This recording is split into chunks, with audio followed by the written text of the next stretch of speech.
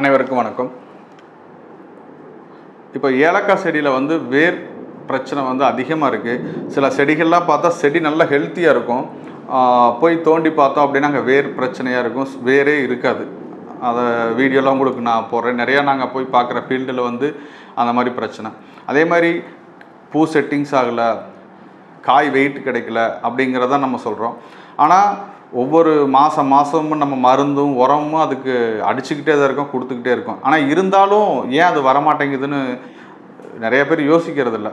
எல்லோரும் நினச்சிட்டு இருக்கிறீங்க வேருக்கு அதுக்கு நம்ம தான் டானிக்கு கொடுக்குறோம், நம்ம தான் மருந்து அடிச்சுக்கிட்டே இருக்கிறோம், அதனால் காய் செட்டிங்ஸ் விழுந்துரும்னு. வரும், ஒரு குறிப்பிட்ட காலத்துக்கு இருக்கும், நல்லா இருக்கும், ஒரு ஏஜுக்கு அதுக்கு உண்டான விஷயத்தை கொடுத்துரும். ஆனால் லாங் டைமாக அது கொடுக்குமானா கொடுக்காது.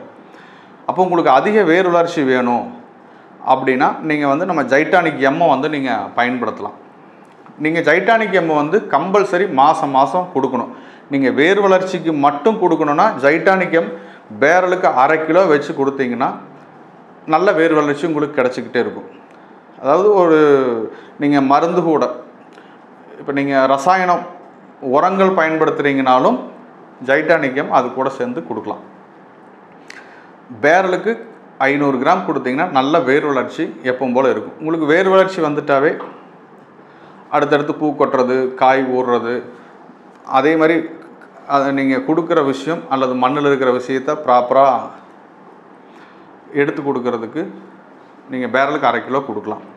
அதே மாதிரி அங்கே மண்ணில் அழுகலை குறைக்கணும், நெமட்டோட குறைக்கணும், சராளுகள்லாம் குறைக்கணும் அப்படின்னா நீங்கள் ஜைட்டானிக் எம்மு கூட தயிர் மருந்து அந்த காம்போவில் நீங்கள் போனால் மட்டும்தான் அந்த விஷயங்களையும் சரி பண்ண முடியும். நீங்கள் வெறும் ஃபங்கசைடு மட்டும் அடிச்சுக்கிட்டே இருந்தால் மட்டும் எல்லா ஃபங்கலும் செத்து போயிடும். அங்கே நீங்கள் கொடுக்குற ஃபங்கசைடு நல்ல ஃபங்கலும் கெட்ட ஃபங்களையும் சேர்த்து கொண்டு விட்டுக்கிட்டு போய்கிட்டே இருக்கும்.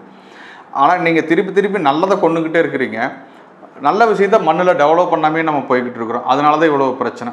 அதே மாதிரி இப்போ இது கொடுத்து போட்டு நீங்கள் உரங்கள் கொடுக்குறப்போ உங்களுக்கு செலவே குறைக்க முடியறதில்ல.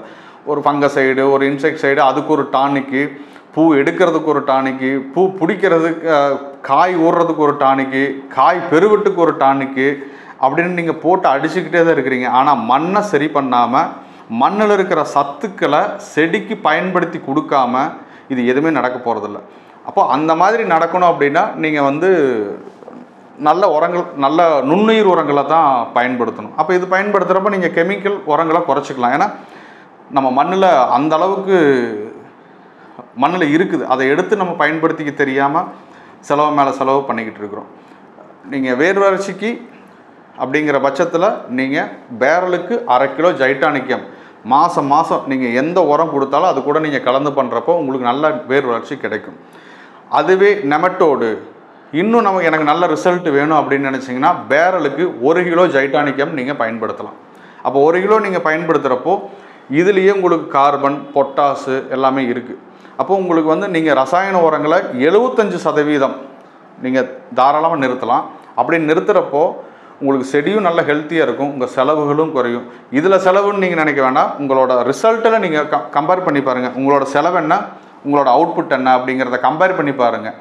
ஒரே டைம் இவ்வளோ செலவாகுதாங்கிறத விட ஆவரேஜாக என்ன அவுட்புட்டு, ஆவரேஜாக என்ன செலவுங்கிறத பார்த்தீங்கன்னா உங்களுக்கே தெரியும். அதனால் பயன்படுத்துகிற பிளான்டர்ஸ் வந்து 1/2 கிலோ பயன்படுத்தினா இந்த ரிசல்ட், 1 கிலோ பயன்படுத்துகிறப்ப இந்த ரிசல்ட், அது என்ன மாதிரி வேணுங்கிறத நீங்களே தேர்ந்தெடுத்து பண்ணுங்கள். நன்றி, வணக்கம்.